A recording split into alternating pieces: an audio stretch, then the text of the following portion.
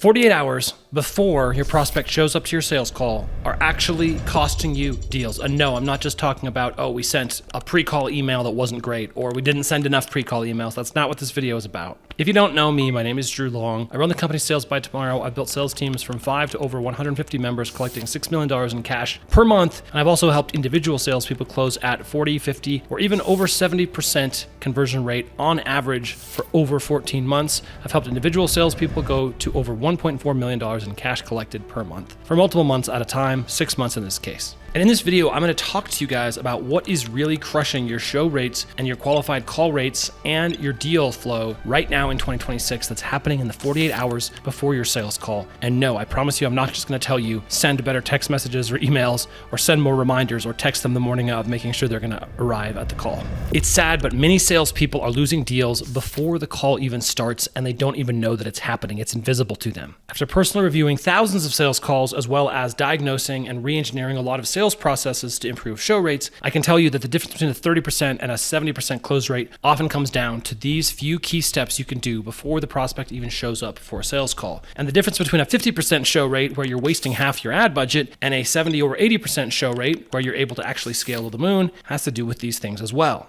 There is a specific window, the 24 to 48 hours before a sales call starts is what I call the magic hour window, or the white glove window. A lot of company owners or business owners, offer owners, and even salespeople consider the 24 to 48 hour window before the sales call starts as just dead time. But that is a lethal mistake, as I'm going to describe in this video. There's a 3-part system that I implement in every sales team that I work with, if they need it, to make sure that not only does show rate go up, but also close rates go up on those calls. Let's get into it. Just so you guys know where this data comes from, I've already talked to you guys a little bit about my background and where all this data comes from, but I'm just going to let you know that the pattern is undeniable. The salespeople and the offer owners who address what I call this white glove window of 24 to 48 hours before the sales call starts consistently see a 20 to 40% higher show rate and close rates than reps who don't. The call doesn't start when you say hello. The call starts exactly when they book onto your calendar. And if you're not treating it that way, you're leaving deals on the tail every single day. 3 things to nail in the white glove window. Part 1, booking confirmation that actually confirms. Part 2, 3-way chat. And part 3, pre-call warming content. So 3 things to nail in that window between whenever they book and when the actual call takes place. And by the way, if this is an hour or less, you can maybe get away with not doing a few of these things. But if it's anywhere from 1 hour to 48 hours, and by the way, you shouldn't be booking anyone out more than 48 hours in advance, then you need to do all 3 things to maximize your results. Guys, if you're enjoying this video so far and you're finding value in the information I'm sharing, realize that it doesn't matter if you understand this intellectually. What matters is that it's practice and that it's real for you. So because of that, I'm going to invite you to join my school community. Link in the description. It's completely free for 7 days. You could come in and try out the techniques, take a look at a lot of additional content we have. But the thing that's really going to help you is we're going to help pair you up with a role play partner. And then at higher levels, you can also get your own calls reviewed by me every Friday. We can do a call breakdown. We can do a role play scenario, and we're going to skyrocket your skills a lot faster. Now, back to the video. We're going to cover the booking confirmation that actually confirms, the unique introduction, and how to build rapport instantly from the get-go. So when the prospect books a meeting with you, what are they expecting to get? Well, they're expecting to get an automated calendar reminder from the booking tool, and that's fine, but it's not even close to being enough. Here's how I want you to operate. When a prospect books into your calendar, treat them like they already paid you $10,000, and they're now a $10,000 client. Then act accordingly. That is the key to improving your show rate and your close rate once they do show. That's what I call the white glove treatment, the white glove window.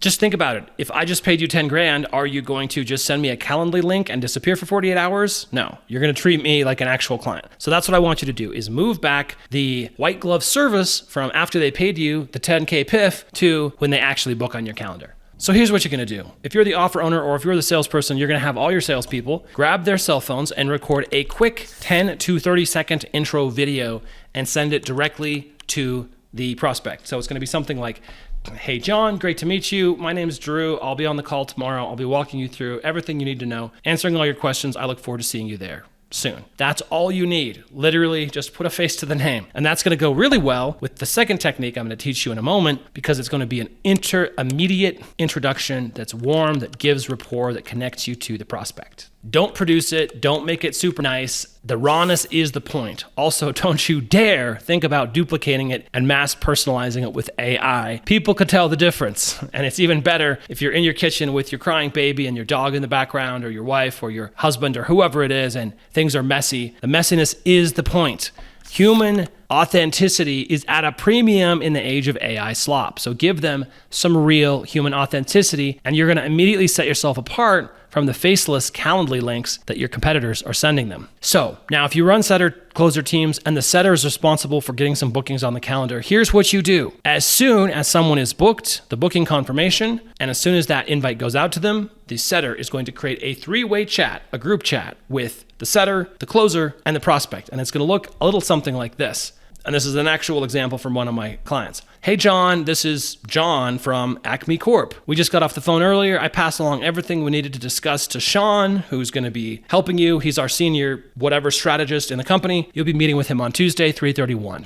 She's excited. He's excited to meet you. Enjoy the rest of your weekend. And that is often going to get an immediate response of, oh, hey, thank you so much for the intro. Appreciate it. Looking forward to meet you, Sean. Been really great talking to John. And then Sean can come in, the closer, and say, awesome, great to meet you as well. Can't wait to chat with you more on 3:31 or on Tuesday, whatever it may be. By the way, humorous example, this is actually another benefit of the three-way group chat, because you will actually see the morning of, or at the time of the meeting. It can actually be a great way to confirm that someone is for sure no showing, because like as in this example at the very bottom here, you're saying, hey, I'm jumping on now, jump in, and then at 11:03 a.m., which was 3 minutes past the start time, X person left the conversation. So they'll just have to piece out of the group chat in order to let you know they're not going to show up at the meeting. So you know exactly what happened with that person.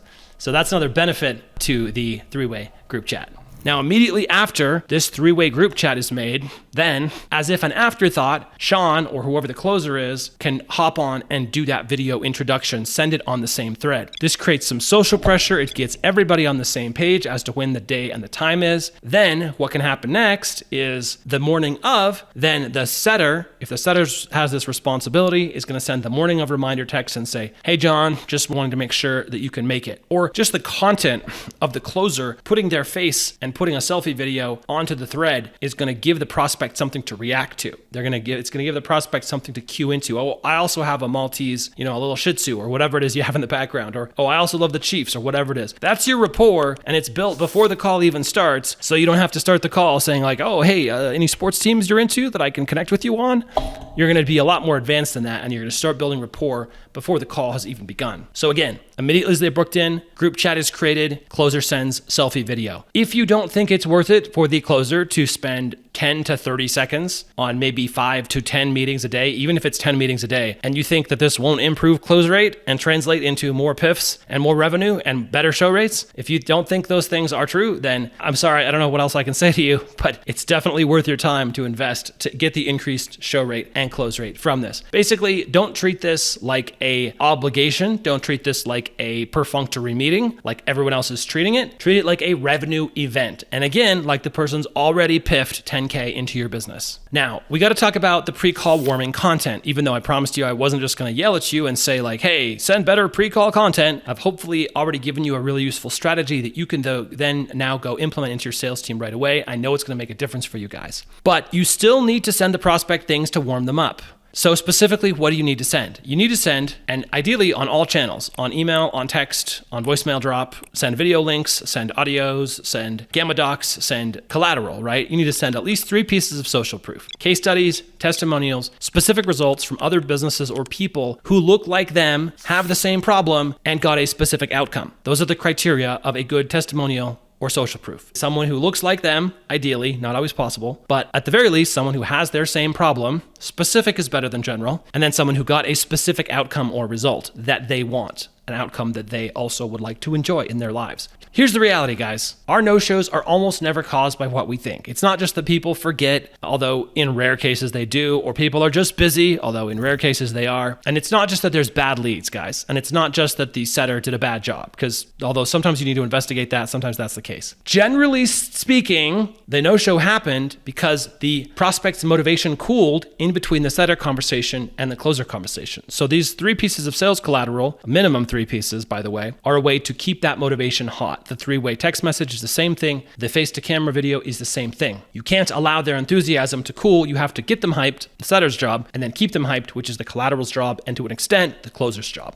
Now, I do have to speak really quickly here on part 3.5 is online reputation. If your online reputation is bad, that's a very good reason why your close rate will be 50% or lower. Because if people have any time elapsed in between the set and the close, they go online, they Google you, or they ask ChatGPT, is this company a scam? What do you think of this company? Because people are asking ChatGPT for way too much life advice these days, and it tells them anything that's not absolute sterling gold, sterling silver, or 24 karat gold, then you might be absolutely screwed. Because people tend to trust a robot. They think that it is in some way all-powerful, all-seeing, all-knowing, instead of just being a prediction machine and a summarization machine for all the stuff that it's already trawled through and regurgitated to you from the internet. Now, there's 2 things that could be torpedoing your show rate or people's enthusiasm rate. The other part of this problem could be people show up, but then they're extremely skeptical towards your closers, and they start fighting the closer right from the jump, and saying, oh, your company's a scam, or prove to me your company's not a scam. Going to start the closer on the back foot. It's going to be extremely difficult to close at that point. 2 things could be happening. Is 1, you don't have enough online reputation, meaning there's just not enough content about you that exists on the internet. And there's not enough good content that exists about you on the internet. This could be the case if you don't have strong social media presence, if you don't have a strong social media brand, if you don't have a lot of videos, if you don't have an up-to-date LinkedIn, if your brand doesn't have a brand page, if it doesn't have a good website, if it looks like the website hasn't been updated in 2 years. These could all be parts of why people will no-show you, because you just don't seem to exist on the internet in a earnest and consistent way. There's just not enough volume about you on the internet. That's number 1. And if that's your problem, well, you know what to do. You have to exist on the internet in a more compelling and honest way. There has to be a bigger digital trail about you, a bigger group of amount of collateral that will convince people you are safe and trustable. The other thing is if you have mixed reviews, if maybe most people have a really good experience, but a few people just go off the deep end, ranting and raving about how you're a fraud, or you're a scam, or you took their money, or you're horrible to work with, or never spend your money with these people. If you have those bad reviews, that's going to be very, very difficult to overcome. So the best thing to do would be to not get those bad reviews in the first place and spend the money, invest in the people, don't cut corners, get people good results, invest in the infrastructure of delivery to get people better results. Like, that's where you should be as a business. And if you are currently teetering on the edge of having some people be angry at you or leave you bad reviews, then you have to invest in making sure people are not happy or not unhappy, and no one says a bad word about you really pretty much ever anywhere on the internet, because as we now know, the internet is forever, and now the AI is constantly hoovering up the internet and will preserve everything negative that's ever been said about you, probably forever as well. So you're going to have to invest in operations, fulfillment, making people happy, and then at the end of the day, if you get far too south of this, you might have to invest in online reputation management to clean it up, or do something about it, or a PR firm to sort of like help remake your image in the eyes of the internet. Unfortunately, we're all slaves to the algorithm now in terms of this type of thing. And you could also, of course, run specific reviews campaigns where you incentivize people to share the great things you've done for them or with them on the internet as well. That could help also. But finally, what you also want to train your setters to do is get a very specific type of commitment to show for the meeting. So as follows: identify the day and time, discuss with the prospect the manner of the meeting, whether it's a Google Meet or a Zoom or Teams or whatever. Make sure that they're okay with that method, that channel. Okay, you do have Zoom downloaded, or you have access to Google Meets, you know how to log into Google Meets. I'm presuming you've done a Google Meet before. And then ask them to tie them down in the following way. Is there any possible, just before I let you off the phone, John, is there anything at all you could think of that might come up that would prevent you from getting on this call with our team? Is there anything that maybe we're not thinking of, or that you've forgotten that would come up that you actually have to go do instead of meeting with our team? Or are you for sure going to be there? Is there anything at all that you think would prevent you from showing up? In other words, and this is a tried and true, time-honored tie down on the actual show rate. So if you're not using this tie down on the show rate, you definitely should be, because it definitely works. So add that to your setter criterion as well. Now, if you don't currently have it, it's going to signal that this is an important meeting, this is valuable, and it is going to help increase your show rate. Final thing, the morning of, when your setters are texting, again on the group chat, hey John, if you could just confirm you're still good to meet with Sean at 12:30 today, you're going to have the setter also say, hey Sean, just want to let you know we have really full calendars today. We don't have a lot of extra spots, and we still have people trying to get on the calendar. So are you going to be using the slot at 12:30, or could I release it to someone else who really wants it? Now, this creates an aspect of social obligation and social pressure, where people don't want to be rude by taking a resource that someone else could use. And it also increases, of course, the perceived value of your product or service that people are clamoring to get on the calendar and get in. That can be another lever you can pull and play around with to try to get higher show rates. Now, that one is also tested. It has shown good results, but with fewer of my clients. I haven't used it as extensively as, hey, John, is there any reason you can think of that you wouldn't be able to make this meeting? So play around with both of those, look at the data, see which one works better for your prospects. Not all talk tracks and verbiage will work with all prospects across all industries and verticals. So as always, let the data be your guide. But I give you these tools. Now it's up to you to implement them and make them go right in your business. Thanks for your time. Enjoy, and I hope I'll see you in the very next video.